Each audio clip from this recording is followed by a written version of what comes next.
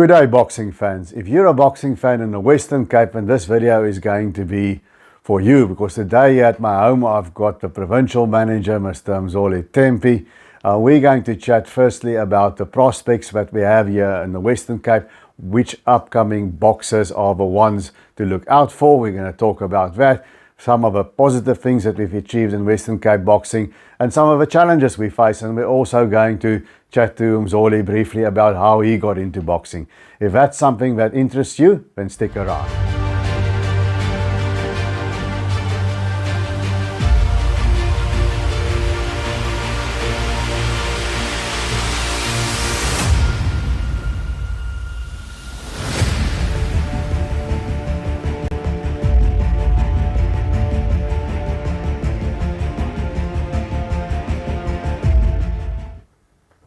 Mzoli, wamkele kile kwinkubo dabane. Okay, we're going to do it in English now for the rest of the viewers. Firstly, I think let's start with the boxers, because it's always about the boxers. And we've made a list here of some prospects that we've got going in the Western Cape. And I've got it here in front of me. And we're just going to start. I'm going to throw some names at you and you tell me what you think. Featherweight Josh Kluter, who's 2-0 now. Look, he's a new boy. He just turned professional this year. 2 fights, 2 wins. Good prospect because of the good amateur records, because of the good amateur experience that he has gained there. I think the future is bright for him, on condition that he keeps his foot on the ground. And of course, it's in his family, because we have Josh Kluter Sr., his dad that's training him now, was a useful fighter, useful boxer in his day. Fought overseas as well, comes from a kickboxing background, I believe, originally. And we've got this father and son combination in the corner. Now, we'll have to see how it turns out, because sometimes it works, sometimes it doesn't. We know Roy Jones and his dad and many such combinations. What do you think about father-son combinations in the corner? Look, I'll be very honest with you. It's rare where I see it working successfully. Very, very rare. It can work, it cannot work, it can work, it cannot work. But I just hope Josh Kluter Sr., who is a former bantamweight contender, one of the fittest boxers in his time. The guy was very fit, very disciplined. I hope he can train his son properly and guide him properly, like not training him like his own son, wrapping him too much on a cotton wool, or pushing him too much into the deep end. But I just hope. Look, I always believe, my personal belief, I always believe that at that stage, give your son to somebody else. We've seen this happen with our IBF junior flyweight, 2-time world champion Sevenati Nonchinga. Was trained by his dad, Tembani Gopeni. And when they got to the world title level, they brought in Colin Nathan as well. But you know, that's still a long, long ways off for Josh Kluter. We'll see if he even gets there. Yeah. And some father-son combinations work, some don't. And we wish Josh Kluter the best. He's an exciting young fighter, and he can crack a little bit. 2 wins, 2 knockouts. Then we go on to another guy who's maybe not a puncher as such, but a busy sort of volume puncher, great combinations, and that's junior featherweight. That's now 4 wins in a row. Anele Hela. Your opinion? What a prospect. What a nice young man. Very good. Very nice the way he conducts himself in and outside the ring. He is a fan's favorite. He is picking up a number of supporters now, because people love him. I mean, for him coming from the Heidelberg area, where there's not much boxing there, he's the big thing in the Heidelberg area at the moment. But 4 fights, 4 wins, not a very big puncher, but a very good boxer. I think, to me, only if he can just stop showboating a little bit, drop on showboating. He has got boxing brains. He has got almost everything that a boxer needs except the punch. So, yeah. Then we're moving on to the ladies here. We've got the Western Cape champion, junior featherweight, Simamkele Tuncheni. And she's apparently, according to promoter Jack Bryce, she's a sportswoman in general. I hear she even plays rugby. And I sort of wonder if it's a good idea once a boxing career takes off.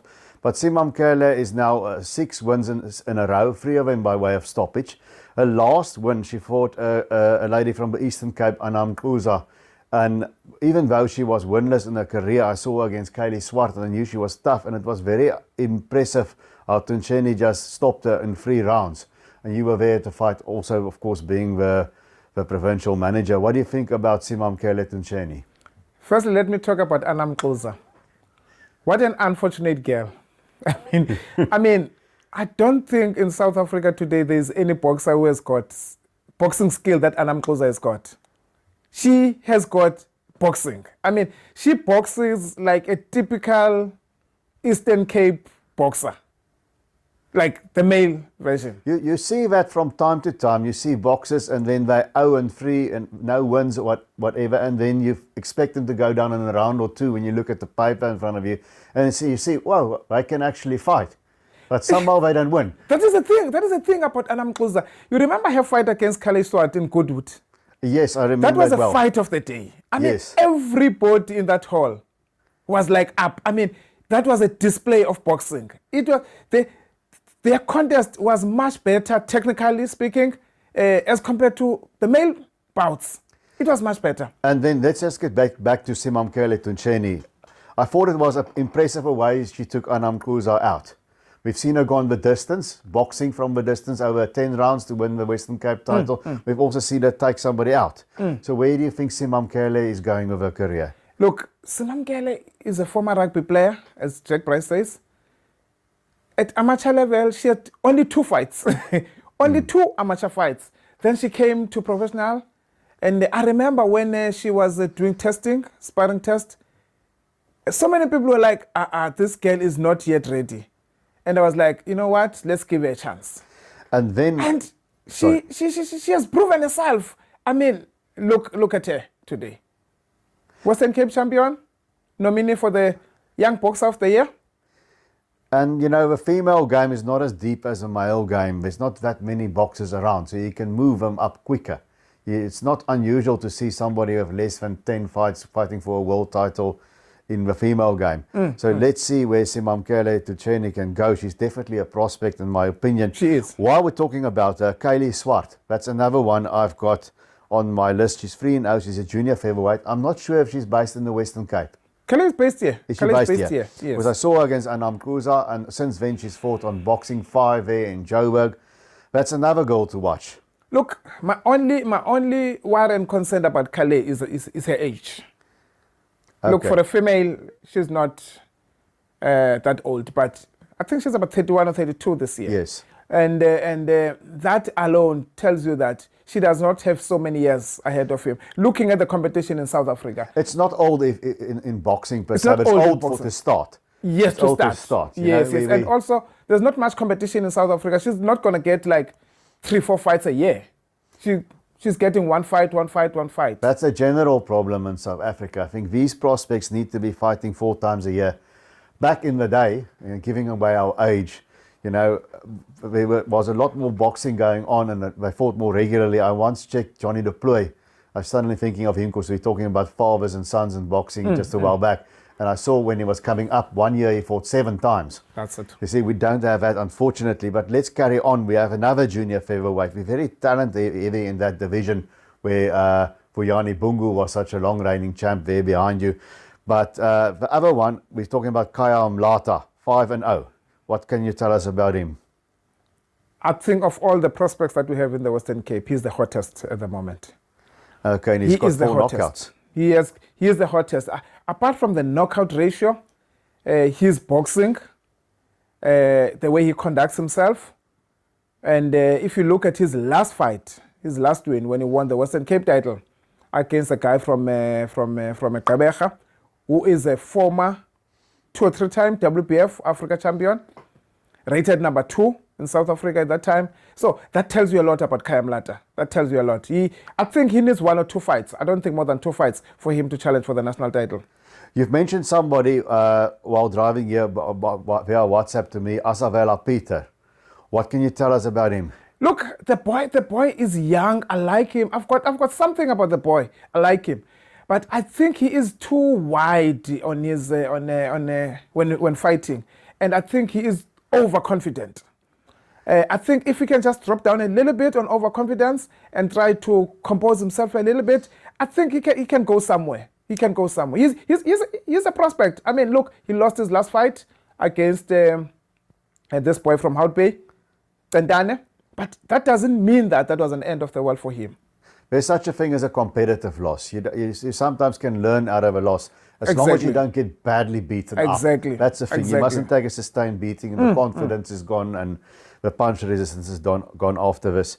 And then Aseko Notele, bantamweight 5-0, 3 knockouts.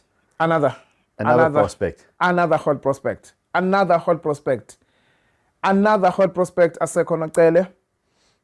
The boy is a catalog type of a boxer, if you know what I mean. Yes. I mean, he's a model, he's a star. I mean, he is every brand manager's dream.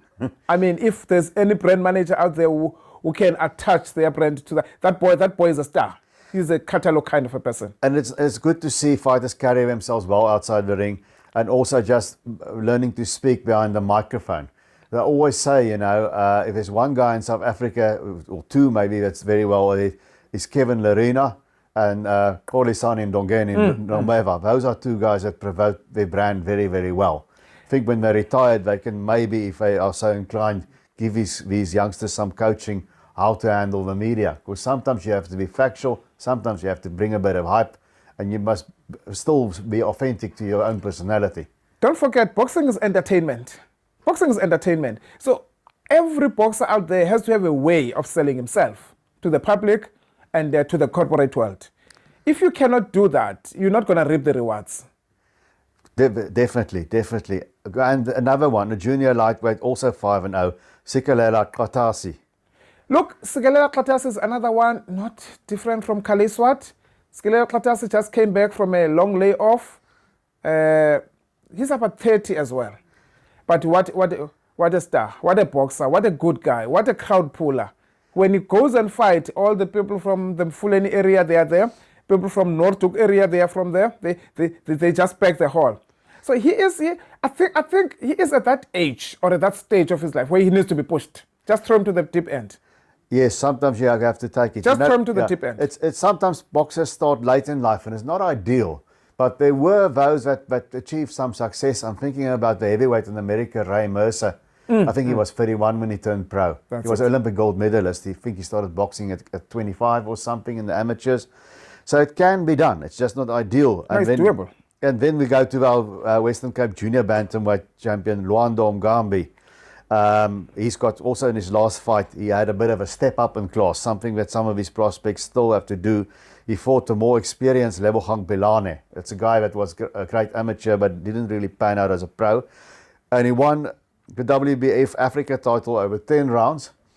I thought it was there's talent there. He moved well, he's got good hand speed, good foot speed. I think he clowned a little bit too much. I was doing the blow-by-blow there on the ringside. Muhammad Ali clowned, Sugar Ray Leonard clowned, but then they dominate the fight or they put the opponent away. What are your thoughts about that performance of Luando Mgambi and the way forward? I always believe that is Luando's style. That's his style. We're not going to change him. All we need to do is just tell him that, you know what, you are in a serious business now. When you're doing this thing, do it to the purpose of winning. As you have mentioned, Muhammad Ali was a clown. He dominated. He clowned but dominated. So he must do that, but dominating the fight. And Luando is another one that I think should be thrown. Look, Luando is the most talented of them all in the Western Cape. He's the most talented, most skillful one. Just throw him there. He's going to come back. When he fought Gift Pilane, as we said, more experience, lot of experience. He went there. He sort of, to me, he did not give his A game to me. Luando, give him somebody tough, he's going to give you his A game. It's a very tough division in South Africa, the junior bantamweights. Very tough. We're going to have an IBO world title fight between Ricardo Malajika and Yanga Sikuibo soon. And of course, we have Pumelele Kafu as well. Just while we're at it, how do you see that fight between Ricardo Malajika and Yanga Sikuibo going? I'm a little bit worried about Yanga because he hasn't fought for some time. And he has not been on the news lately.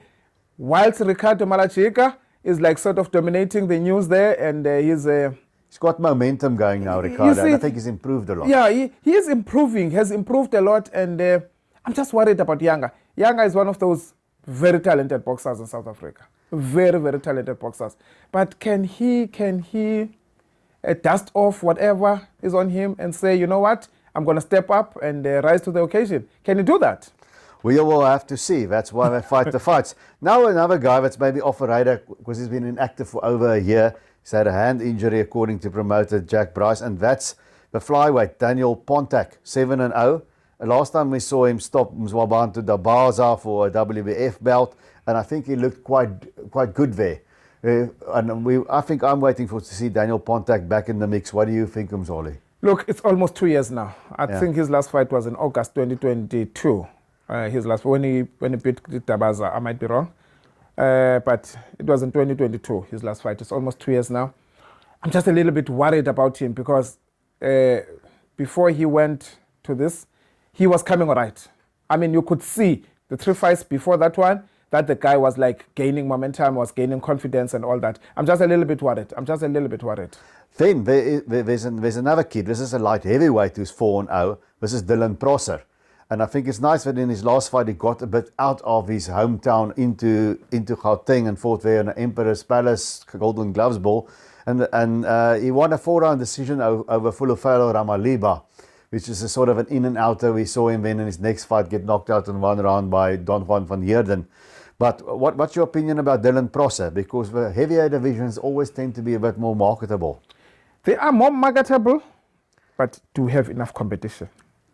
Do we have enough competition that can build our own boxers? That's correct. We've got hardly any light We heavyweights. don't have any competition because Dylan Prosser has got that raw talent.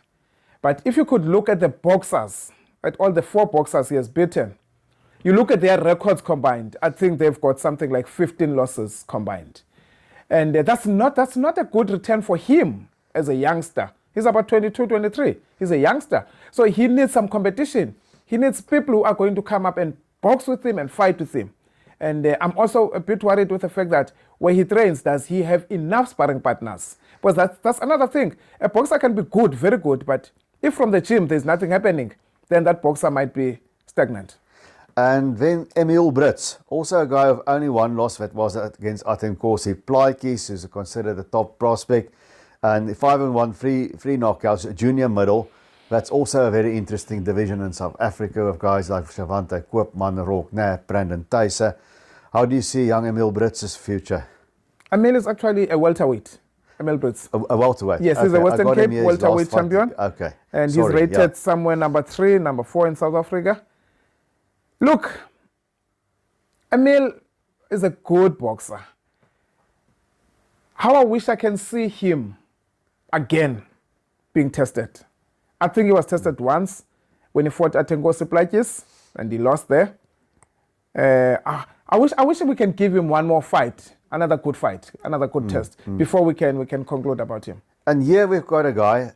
It's hard to call him a prospect. He's got not many more fights than some of these. He's 6 wins, 2 losses. So that's 8 fights. But he's already been the South African heavyweight champion. He won and he lost the title. I'm talking about Jean Roux, of course. He had a great run, when 2 fights back to back. He knocked out Wilhelm Niebuhr, Adam Wheels Giant there in 1 round. And then he went a week later, 2 weeks later, and he won the SA title there when I was commentating. You were there, of course, at the chicken farm when he beat Tiaan Fik in a really good heavyweight fight. And then it sort of deflated. He lost the title to Josh Pretorius, and then hand operations, a serious hand operation, bone grafts and everything. And then he came back. I think he was thrown in a little bit too deep for a comeback fight against Chris Thompson. Was competitive but lost the decision. And you know, heavyweights bring interest to boxing, and we always want the heavyweights to do well because then the rest follows.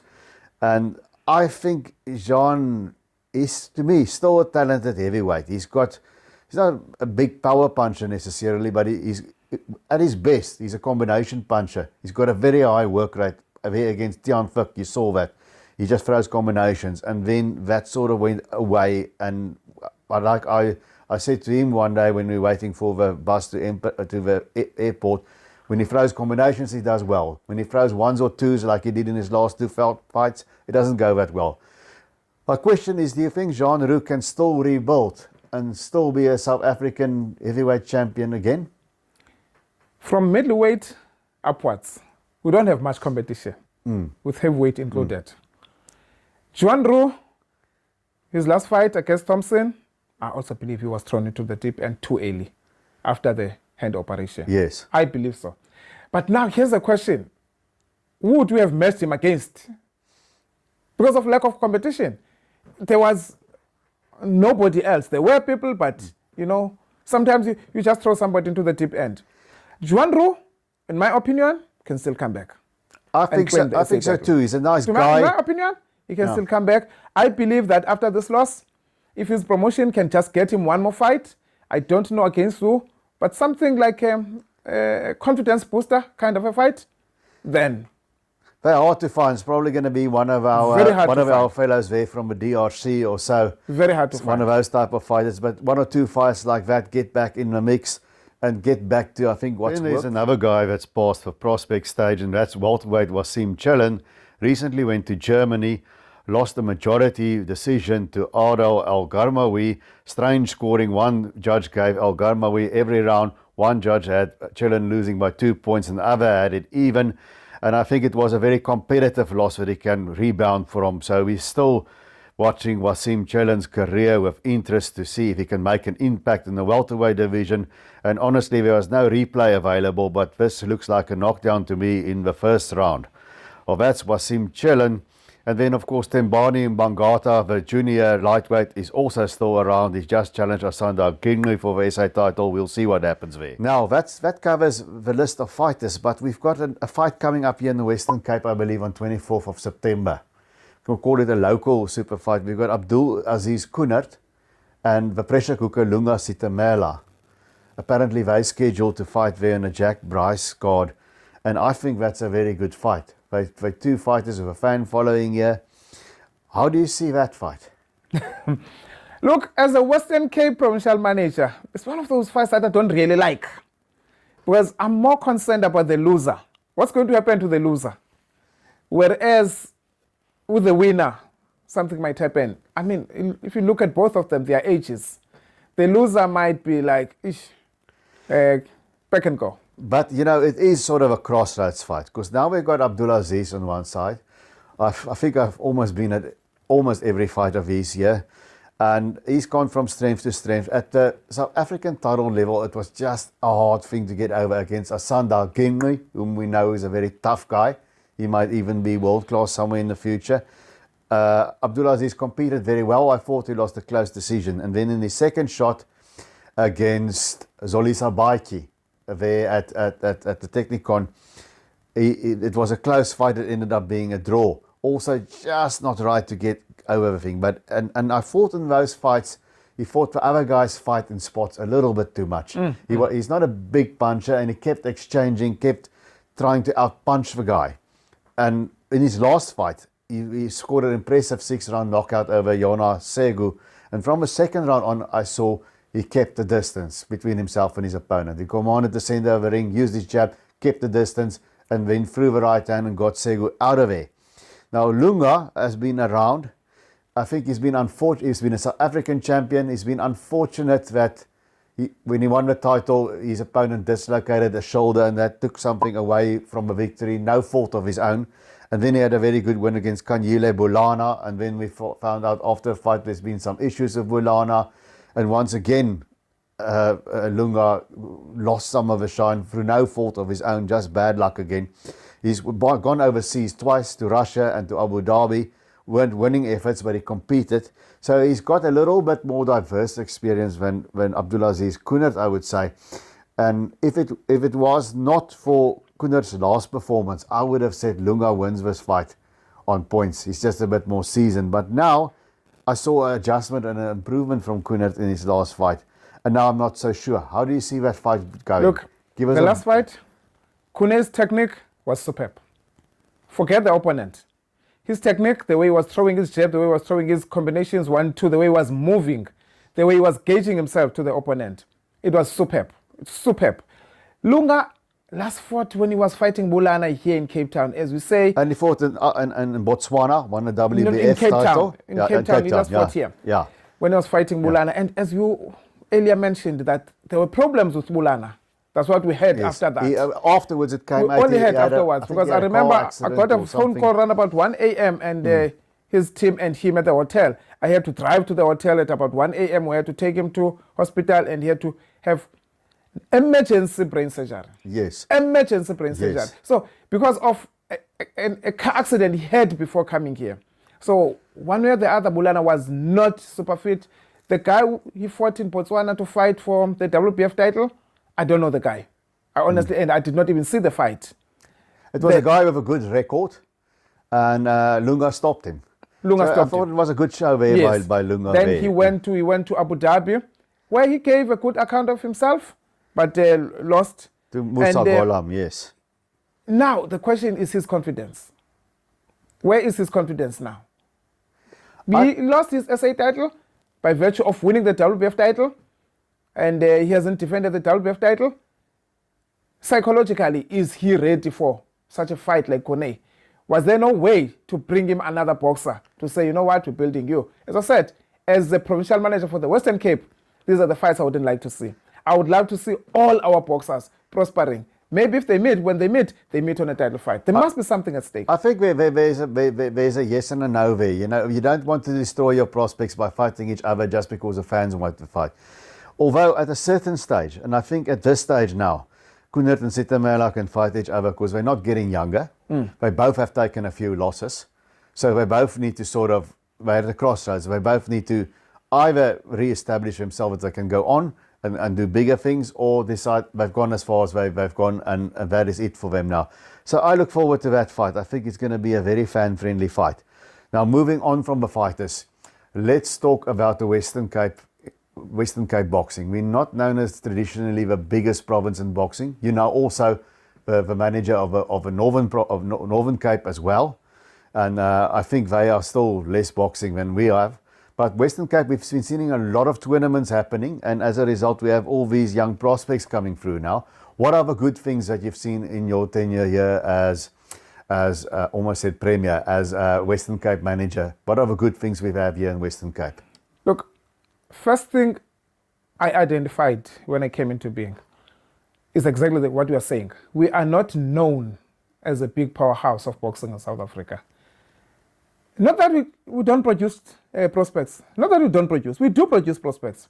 But previously, if you could look, we were producing prospects, but they were fighting against each other. There was no going forward. No going forward. Everything was happening and end up here. And also, remember, with our province, we've got a lot of guys coming from outside South Africa. Guys who are not going to fight for the Western Cape title or the SA title. And most of them, you find out that they fight 1, 2, 3 fights and they know where to be found. Some of them, they've got so many losses, they fight your boxer, they just spoil the boxers. So I spoke to the promoters, I said, why can't we identify the prospects and build those prospects for the sake of Western Cape titles and SA titles? It was not easy for the promoters to understand this first. I said, here is the thing. We want to produce champions. One day, television is going to come back to boxing. It might not be now. There is going to be a market for television one day. So if we are building now, we're building for that day. When that day comes, it must come with us knowing that we've got prospects. There, as you were mentioning, all these prospects that you were mentioning, I think it's 11 in all that we have in the Western Cape. There's also girls as well that are also coming up. There's boys, there's youngsters, all those. And with them, not fighting each other now is good, because now at least we are building something for the Western Cape. I'm not saying they're not going to fight each other. And I'm not saying they should not fight each other. I am saying let us be ready. Look at how many boxers today are rated in the national ratings from the Western Cape. From these youngsters. Quite a few. So we're going in the right direction. What do you think are still the challenges that we face here? The biggest challenge we have, I would say, when I talk to the promoters, is funding. That is the biggest problem. Remember, boxing without funding is no boxing. There is no boxing without funding. So promoters need to get sponsorships. But with tournaments coming and with positive images of boxing out there, the sponsors are coming. I can tell you, the two busiest promoters, Jack Price and Inside. Jack Price is the busiest. then Insane promotion, Sava, yes. Savas. They're starting to get some small sponsorships now because people can see now that something is happening. Nobody's going to come in and invest on something that is not happening. They want to see something happening. As I said, Anelela is from Heidelberg. When he goes and fight in town, he brings in a lot of people from the Heidelberg area. Now they're starting to see that something is happening. You go to boxers like Dylan Prosser, Matt Leishang, they bring in a huge support base. Kale Swart from Stellenbosch area, your area, she brings in a lot of people. You go to PFA, they bring in a lot of people. You go to Ninesai, they bring in a bus. Yes. They bring in a bus load of people. So it is coming slowly by slowly. Look at the last tournament. We're selling out small venues now, which is what I like. I was talking to Jack Bryce, and I've seen Sava's show as well, Insane Boxing Promotions. These small venues are getting packed now. And I like that. I say start with a small venue and pack it out. You build it from there. With Wynberg or Paul Equestrian Centre and there's empty spots of seats. And then we can go back to Wynberg and Equestrian Centre and the bigger venues again. So previously, after the lockdown ended in COVID, we didn't have much in the way of crowds, and now it's much better. So that makes me feel happy for the future. The last tournament, 29th of June, yes. You saw you were there. Yes, I was there. Packed. Yes, we were full. Yes, the venue is small. Packed. We had a tournament the week before, packed as well. Yes. So it shows you that something is happening, and we've got another tournament now on the 3rd of August. Same venue. Yes, Vibrant Sports Studio. I'm telling you, it's going to be packed as well. Then from there, we can say, you know what, now, we've got these tournaments, very small tournaments. They can remain at Vibrant. We've got bigger tournaments. Maybe we can take them to Sunningdale or to take them to Wynberg, to another venue. And this side of yours, Stellenbosch and Heidelberg, Somerset West area, there's also supporters who want to come in. Yeah, there's a lot of facets to boxing, not necessarily the competitive professional game as well. There's a lot of things that people just take it up for the exercise. They're not necessarily going to be boxers.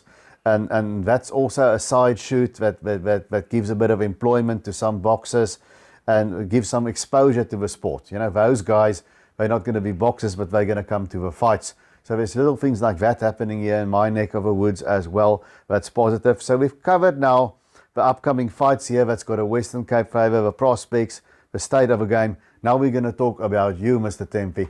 How did you get into boxing? You're taking me. There were still dinosaurs then, eh? You're taking me back now to so many years ago. I grew up in a very small township outside of East London called Ilitane. That very small township. There were 3 sporting codes there. There was boxing, rugby, and cricket. Cricket, not soccer. Soccer came in the early 80s there. Soccer. Okay. There was no soccer. It was rugby, boxing, rugby. Those were the 2 major sporting codes. Cricket, in a small scale, but cricket was there. And athletics, very, very small scale. So, because it's a very small township, very small place, it's expected that every kid will go and play there. Whether it's on athletics, it's on cricket, it's on rugby. Believe it or not, I played rugby. It was never my thing. I had no choice. I mean, everybody was playing rugby. I would go there and play rugby. We'll just say you paved the way for Siyakolisi. We're going to go with that one. You see? So, I mean, I did not even know what I was doing because I was just going there. From home, everybody was a boxer. Everybody. We had an uncle who was in Hammanskraal at that time, who was a boxer there. We used to box with the likes of Joseph Lala? Yeah, I remember those days. Joseph Lala. Yes, they were all together in Hammanskraal. And every time he comes back, he would be telling us about Joseph Lala. And my elder brothers were like also boxing. And I remember one time, I think it was somewhere 1977, 78. I'm not yet sure. What year was it? He brought in boxing shorts from Joseph Lala to give to, there were two, but with one kawan, to give it to my brothers, my elder brothers from Joseph Lala. And we didn't know this Joseph Lala guy. Nobody knew this Joseph Lala guy, but apparently he was a big name there. They were all amateurs until Joseph Lala turned professional. Then we started, oh, this is the Joseph Lala who brought the shots. And after that, my brothers never wanted to use those shots. They kept them there. So it comes from there. Then I started accompanying them. I was very small when I got into that gym. Very, very small. I didn't even know what I was doing. I remember I used to sleep there. Our chief trainer there, we used to call him Brahma Cooks, Mr. Kodul Tutu. He used to bring me his lunch box. On his sandwiches, he would leave maybe one or two, Yes. just for me. Yeah. I would come in, he would give it to me, then I would sleep. And I think I was 5, man, at that time. I think I was about 5, yeah. Then he started sparring me. There was a guy called Anton there, and the others, Lunga. I saw them last December when I was home. Then we started sparring together. We were all like kids, small like this.